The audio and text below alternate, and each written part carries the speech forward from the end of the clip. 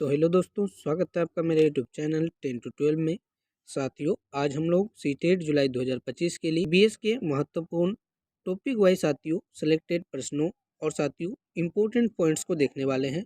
और साथियों, यह जो है आपका दूसरा नंबर वीडियो रहने वाला है। साथियों, इसके पहले नंबर पार्ट में हम लोगों ने ईवीएस के कुछ महत्वपूर्ण पॉइंट्स को देखे थे। आज हम लोग आगे के पॉइंट्स को देखेंगे। तो इन पॉइंट्स को हम लोग देख चुके हैं। हम लोग साथियों आज आगे के पॉइंट्स को देखेंगे, क्योंकि साथियों बेसिक सभी कुछ जानकारी हम लोगों ने पहले ही वीडियो में दे चुकी है। यह आपका सेकेंड वीडियो है, तो आप लोग चैनल पे कंटिन्यू बने जरूर रहिए ताकि आपका लाभ हो सके साथियों। और आपका साथियों सीटेट पेपर 1 के लिए ईवीएस का जो है साथियों सेशन है ये कंप्लीट हो सके और साथियों 30 नंबर की आपकी कंप्लीट तैयारी हो सके। तो हम लोग बिना समय गवाए चलेंगे प्रश्नों की ओर। उससे पहले यदि आपने चैनल को सब्सक्राइब नहीं किया है तो चैनल को सब्सक्राइब करके हमसे अवश्य जुड़ जाइए, क्योंकि आपके सीटेट जुलाई 2025 की बेहतरीन तैयारी हो सके साथियों। आप 130 प्लस अंकों के साथ अपने एग्जाम को क्वालिफाई कर सके। तो चलते हैं, देख लेते हैं आज के इम्पोर्टेंट पॉइंट्स को। आज का आपका साथियों पहला नंबर पॉइंट्स जो है, जिसमें कहा गया है श्रमिक के रूप में नर मधुमक्खी की कोई विशेष भूमिका नहीं होती है। साथियों, हम लोगों ने इसके पहले जो पार्ट में पढ़ा था वो मधुमक्खी को ही लेके पढ़ा था, जिसमें कहा गया था साथियों मधुमक्खी के जो अंडे देने का समय होता है अक्टूबर महीना से साथियों दिसंबर माह के बीच में होती है।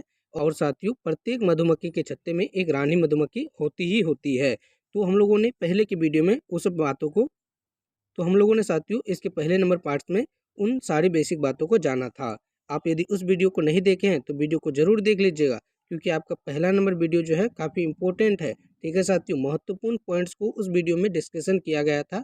उस वीडियो का लिंक साथियों डिस्क्रिप्शन में दिया हुआ रहेगा और आप कमेंट बॉक्स में भी जाके चेक कर सकते हैं। तो चलिए देख लेते हैं आगे के पॉइंट्स को।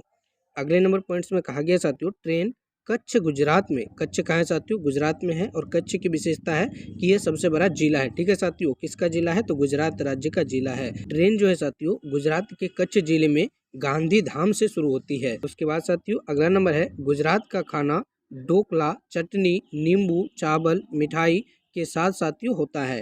ठीक है, तो गुजरात के यदि आपको खाना पूछा जाए कि क्या क्या वहाँ की जो है खान पान है, तो साथियों ढोकला, चटनी, नींबू, चावल और मिठाई जो है वहाँ की प्रमुख खान पान में से शामिल है, पकवान है। उसके बाद अगला नंबर है साथियों मडगांव जो है, मंडगांव कहाँ पे है, गोवा में है। साथियों ये सारे पॉइंट्स आपके एग्जाम के लिए काफ़ी इंपॉर्टेंट होते हैं, तो सभी पॉइंट्स को आप नोट जरूर करते चलिएगा। यदि साथियों ये सारा कुछ पीडीएफ आपको बिल्कुल फ्री में चाहिए तो डिस्क्रिप्शन में व्हाट्सएप चैनल का और टेलीग्राम चैनल का लिंक दिया गया है, उनसे आप अवश्य जुड़ जाइए। उसके बाद साथियों अगला नंबर है गोवा से केरल तक के मार्ग की कुल जो लंबाई है साथियों, कुल लंबाई में 2000 पुल और 92 सुरंग है।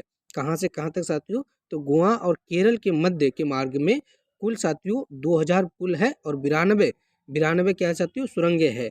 उसके बाद अगला नंबर में क्या कहा गया है, अगला नंबर है साथियों कोझिकोड दक्षिण भारत में केरल राज्य में मालाबार तट पर एक शहर है।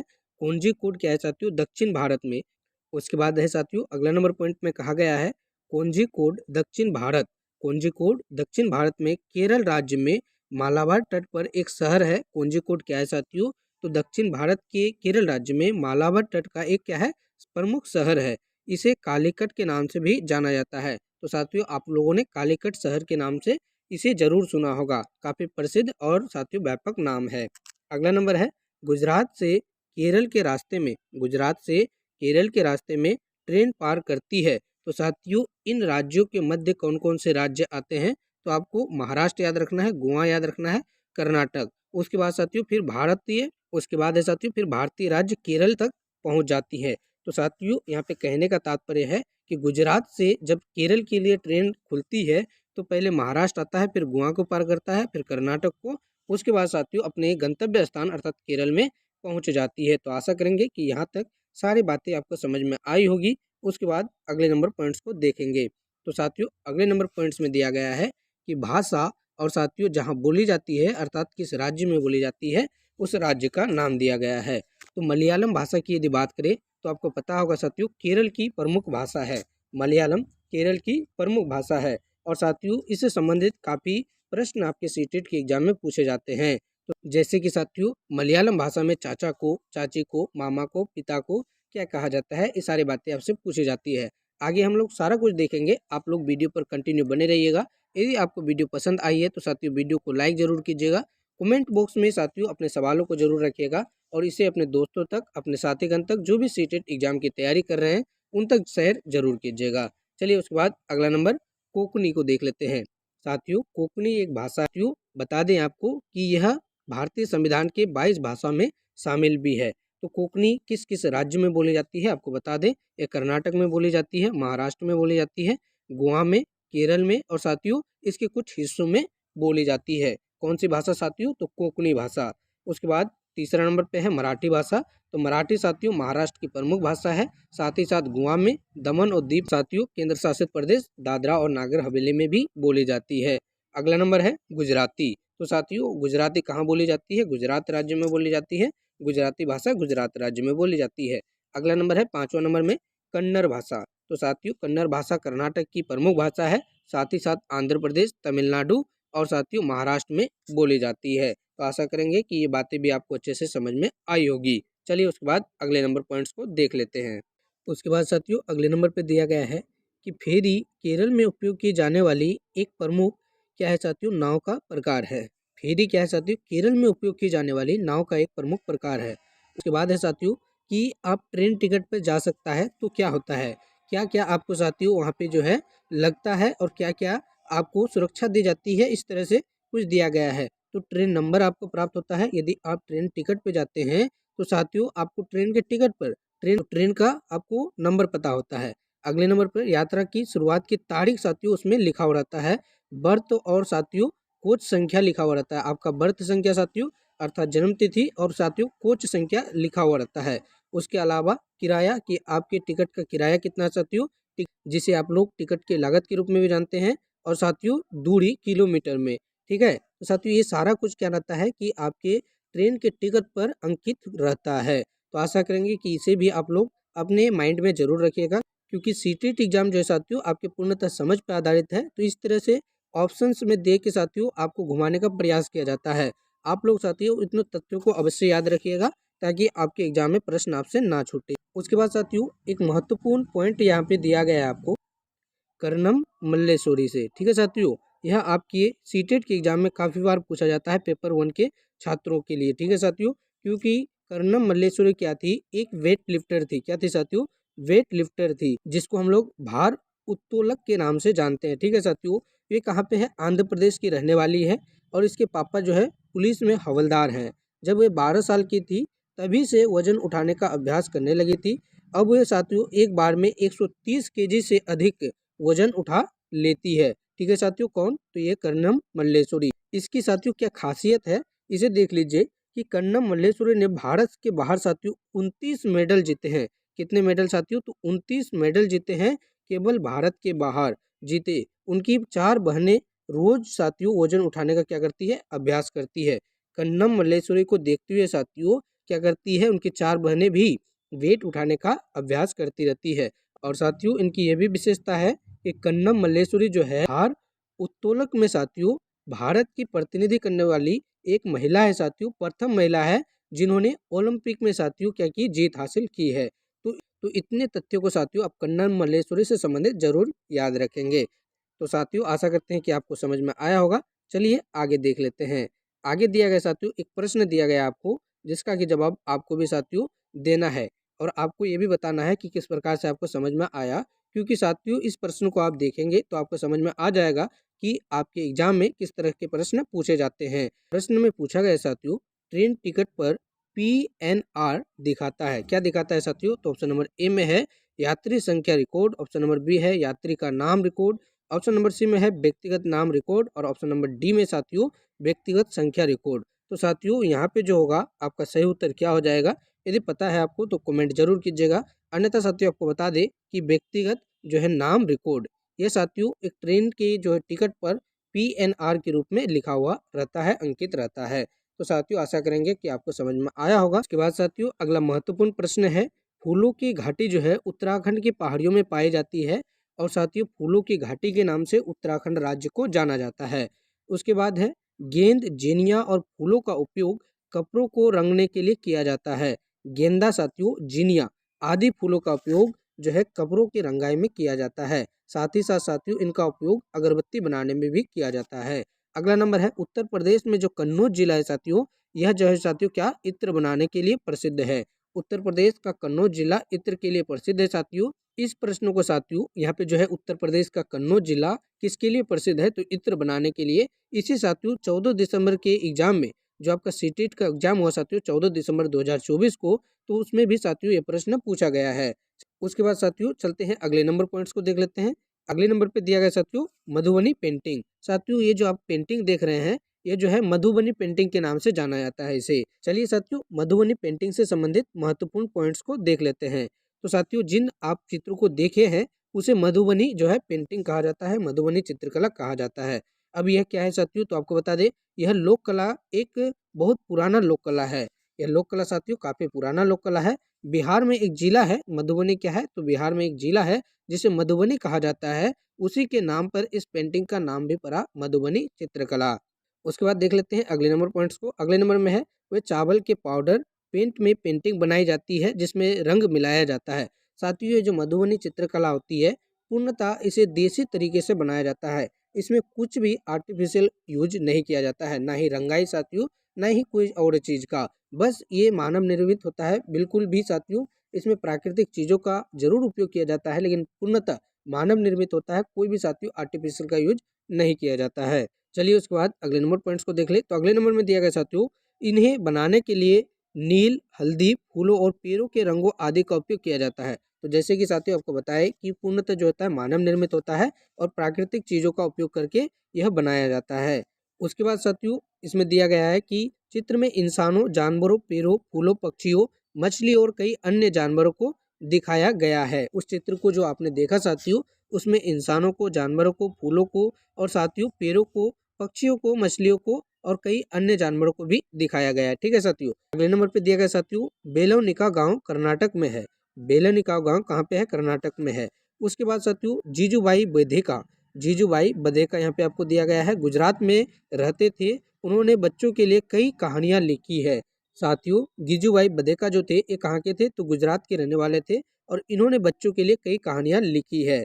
उसके बाद साथियों अगले नंबर पे दिया गया है कि एक भारतीय रोबिन अपने अंडे जो होती है सड़क के किनारे पत्थरों के बीच में, सड़क के किनारे साथियों पत्थरों के बीच में देती है। साथियों अगले नंबर पॉइंट्स में दिया गया है कि कोयल जो होता है साथियों कौवे के घोंसले को अपना अंडा देती है। कौवे के घोंसले को ही साथियों अपना घोंसला समझकर कोयला क्या करता है, अंडा देता है। कोयला कोई भी साथियों अपना जो है खुद का घोंसला नहीं बनाता है, यह कौवे के घोंसले पे जाके अंडा देता है। उसके बाद साथियों पक्षी अपने अंडे देने के लिए ही घोंसले का उपयोग करते हैं। साथियों यदि आपसे पूछा जाए कि पक्षी का मुख्य उद्देश्य क्या होता है घोंसला बनाने का, तो उनका मुख्य उद्देश्य होता है साथियों कि वे अंडे को सुरक्षित अपने एक जगह पे रखे जिसका साथियों एक स्थान हो, ताकि वे अन्य जानवरों से, अन्य पशु पक्षियों से अपने साथियों अंडे की सुरक्षा कर पाए। तो यही जो है साथियों उनके घोंसला बनाने का उपयोग होता है। ठीक है। चलिए उसके बाद अगले नंबर पॉइंट्स को देख लें। उसके बाद साथियों अगला नंबर पॉइंट जो है ये भी काफी इंपॉर्टेंट है, जिसमें कहा गया है कि चूजे बड़े होने के बाद अपनी घोंसला छोड़ देते हैं। जैसे ही साथियों अंडा से जो है चूजे निकल आते हैं और थोड़ा बड़ा हो जाते हैं तो वे अपना घोंसला छोड़ देते हैं। अगला है साथियों नर्मदा, आंध्र प्रदेश में है। ये नर्मदा क्या है साथियों, तो एक क्षेत्र है जो आंध्र प्रदेश राज्य के अंतर्गत आता है। उसके बाद साथियों हिलगुंडी कर्नाटक में है। तो ये भी साथियों हिलगुंडी जो है कर्नाटक में है। आपसे पूछा जाता है कि हिलगुंडी किस प्रदेश के अंतर्गत आता है और साथियों नर्मदा किस प्रदेश के अंतर्गत आता है, तो आपको ये चीजें याद रखना काफी इंपॉर्टेंट होता है। चलिए उसके बाद अगले नंबर को देख लेते हैं। बाद साथियों अगले नंबर पे दिया गया है हिलगुंडी में बच्चों की पंचायत को साथियों, हिलगुंडी में बच्चों की पंचायत को भीम संघ कहते हैं। क्या कहते हैं साथियों, तो भीम संघ के नाम से जानते हैं। किसकी पंचायत को, तो बच्चों के पंचायत को। और हिलगुंडी कहाँ पे है, तो कर्नाटक राज्य में है। आपको साथियों पता होनी चाहिए। उसके बाद चलते हैं अगले नंबर को देख लेते हैं। बरगद के पेड़ के बारे में साथियों जो लटकती हुई शाखाएं होती है, बरगद के पेड़ को साथियों आप देखे होंगे तो उसमें बहुत सारी जो होती है लटकती शाखाएं होती है। वास्तव में साथियों, वास्तव में इस पेड़ की जड़ें होती है। वास्तव में वो जो होती है साथियों शाखाएं, वो जो होती है बरगद की क्या होती है, जड़ें होती है। जैसे कि यहाँ पे आपको बताया गया है। आपको साथियों याद रखना है, ये चीज काफी इंपॉर्टेंट है। और साथियों वीडियो में आगे बढ़े उससे पहले आपको बता दें ये सारा कुछ पीडीएफ बिल्कुल फ्री में लेने के लिए आप हमारे यूट्यूब चैनल से तो जुड़े ही रहिए साथियों, ताकि समय समय पे साथियों आपको यहाँ पे बेस्ट स्टडी मटेरियल्स मिल सके, सारा कुछ डॉक्यूमेंट साथियों आपको मिल सके। उसके अलावा साथियों इन सारे पीडीएफ को आप रिवीजन के लिए ले सकते हैं। तो साथियों डिस्क्रिप्शन में हमारे व्हाट्सएप चैनल का लिंक दिया गया है और साथ ही साथ साथियों टेलीग्राम चैनल का भी लिंक दिया गया है, जहां से जुड़ के ये सारा कुछ आप पा सकते हैं। यदि साथियों आप चाहते हैं कि आप साथियों सीटेट जुलाई 2025 के लिए साथियों कंप्लीट बेंच ले साथियों, चाहे पेपर 1 हो या फिर पेपर 2 हो, आपको साथियों सभी सब्जेक्ट के topic by theory, previous year के क्वेश्चन साथियों, प्रीवियस ईयर के क्वेश्चन और जुलाई 2025 के एग्जाम को देखते हुए साथियों सेलेक्टेड क्वेश्चन सभी कुछ आपको दिए जाएंगे काफ़ी कम फी में, केवल 99 रुपये में साथियों। उसके लिए आप दिए गए नंबर पर साथियों व्हाट्सएप करके अधिक जानकारी ले सकते हैं, ताकि साथियों आप अपने एग्जाम में 130 प्लस अंकों के साथ अपने एग्जाम को क्वालिफाई कर सके। चलिए उसके बाद अगले नंबर पॉइंट्स को देख लेते हैं। तो साथियों उसके बाद अगला नंबर पॉइंट्स जो है साथियों यहाँ पे आपको दिया गया है कि डेजर्ट ओक अर्थात रेगिस्तानी ओक जो है एक पेड़ है जो ऑस्ट्रेलिया में पाया जाता है। तो साथियों ये आपसे पूछा जाता है कि रेगिस्तानी ओक यह पेड़ कहाँ पाया जाता है, तो ऑस्ट्रेलिया में पाया जाता है, आपको याद रखना है। ठीक है साथियों, चलिए उसके बाद अगले नंबर पॉइंट्स को देख लें। अगले नंबर पर दिया गया साथियों ओक के पेड़ की जड़ें गहराई तक जाती है। कहाँ तक जाती है साथियों? गहराई तक जाती है और पानी जो है पेड़ के तने में जमा हो जाता है। साथियों ये रेगिस्तानी पेड़ जो है डेजर्ट ओक साथियों, यह क्या होता है कि गहराई तक इनकी जड़ें जाती है और इनकी जड़ों से साथियों वाष्पोत्सर्जन के तहत जो जल ऊपर की ओर आता है साथियों, वो जाके तना में जमा हो जाता है। अगला नंबर पे दिया गया है असम में चावल की नई फसल के उग जाने पर साथियों उस अवसर पर बिहू उत्सव मनाया जाता है। और साथियों आपको बता दें ये बिहू उत्सव आपके इस बार के एग्जाम में अर्थात 14 दिसंबर 2024 को जो एग्जाम हुआ साथियों, उसमें भी साथियों बिहू लोक नृत्य के बारे में पूछा गया था। ठीक है साथियों, तो ये काफ़ी इंपॉर्टेंट है आपके परीक्षा को देखते हुए। उसके बाद साथियों अगले नंबर को देख लेते हैं। अगले नंबर पे दिया गया साथियों माघ बिहू 14-15 जनवरी असमिया कैलेंडर के अनुसार साथियों 10वें महीने के पहले और दूसरे माह में मनाया जाता है। ठीक है साथियों, तो आशा करेंगे कि ये भी आपको समझ में आया होगा। उसके बाद है बिहू के अवसर पर बांस की भेला घर बनाते हैं। ठीक है साथियों, बांस से भेला घर बनाया जाता है। जब बिहू साथियों लोक कला मनाया जाता है तो उस समय के अवसर पर भेला घर बनाते हैं, किससे? तो बांस से। और साथियों असम से संबंधित एक बात और भी आपसे पूछी जाती है कि कहाँ पे जो है साथियों घर जो है बांस से ऊपर की ओर उठाया जाता है और नीचे 4-5 फीट छोड़ के साथियों उसके बाद घर को बनाया जाता है। तो साथियों ऐसा कहाँ किया जाता है, किस राज्य में? तो असम राज्य में। ये भी आपको याद रखना है, काफ़ी इंपॉर्टेंट है, बार बार आपके एग्जाम में पूछा जाता है। उसके बाद चलेंगे अगले नंबर पॉइंट्स को देखेंगे। अगले नंबर पॉइंट्स में दिया गया साथियों मुख्तारपुर गांव आंध्र प्रदेश तेलंगाना दोनों के समीप साथियों ये पोचमल्ली जो है आपके पोचमल्ली जिले में स्थित है। उसके बाद साथियों पोचमल्ली जिले में पारंपरिक व्यवसाय कालीन बुनाई और साथियों खिलौना बनाना, इत्र उत्पादन करना, ये साथियों प्रमुख रूप से ये काम होती है, व्यवसाय के रूप में ये सारा कुछ काम होता है। उसके बाद साथियों वे चीज़ें उस जगह के नाम से प्रसिद्ध हो गई जहां इन्हें बनाया जाता है। ठीक है साथियों, कोई भी चीज़ उस जगह के नाम से अधिक प्रसिद्ध हो जाती है जहां उसे बनाया जाता है। ठीक है, तो साथियों ये भी आपको समझ में आया होगा। चलिए उसके बाद अगला नंबर पॉइंट्स को देख लेते हैं। अबू धाबी दिया गया साथियों, अबू धाबी जो है संयुक्त अरब अमीरात में स्थित है। अबू धाबी से संबंधित साथियों कुछ महत्वपूर्ण पॉइंट्स को आप जान लीजिए। यहाँ पे साथियों खजूर के पेड़ जो है काफ़ी मात्रा में उगते हैं। और साथियों यहाँ की विशेषता ये है कि भारतीय समय से जो है साथियों, भारतीय समय जो है यहाँ से 1.5 घंटा जो है आगे है। ठीक है, अबू धाबी से समय साथियों भारतीय समय कितना आगे है तो ये भी पूछा जाता है, तो 1.5 घंटे आपको याद रखना है।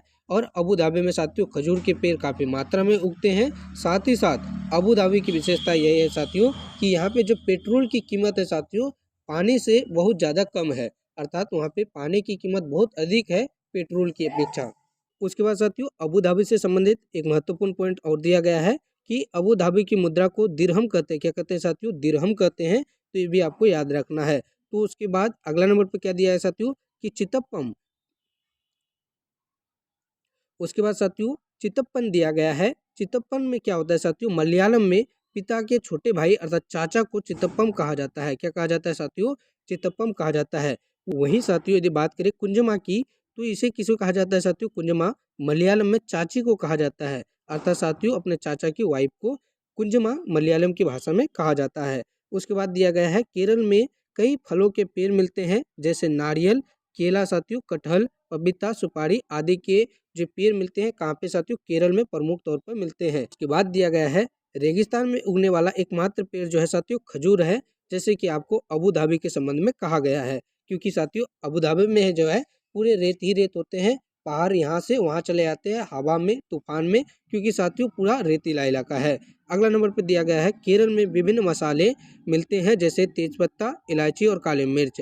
उसके बाद साथियों आज का अंतिम नंबर पॉइंट है गरम मसाला, छोटी और बड़ी इलायची, लौंग, जीरा, साथियों दालचीनी, काली मिर्च और साथियों सूंठ आदि से बनाया जाता है। तो आशा करेंगे साथियों ये सारा कुछ पॉइंट आज का आपको समझ में आया होगा। इन पीडीएफ्स को लेने के लिए आप हमारे टेलीग्राम चैनल से और व्हाट्सएप चैनल से अवश्य जुड़ जाइए, लिंक डिस्क्रिप्शन में दिया गया है। और साथियों सीटेट जुलाई 2025 की कंप्लीट तैयारी करना चाहते हैं सभी सब्जेक्ट के साथियों, जिसमें कि साथियों आपको कंप्लीट टॉपिक बाय थ्योरी साथियों, प्रीवियस ईयर के क्वेश्चन और साथ ही साथ सेलेक्टेड क्वेश्चन दिए जाते हैं काफ़ी कम फी में, केवल और केवल साथियों 99 रुपये में, चाहे पेपर 1 हो या फिर पेपर 2 हो साथियों। तो उसके लिए दिए गए नंबर पे आप कनेक्ट अवश्य कर लीजिए। मिलेंगे साथियों इसके नेक्स्ट पार्ट में, तब तक के लिए आपका बहुत बहुत धन्यवाद।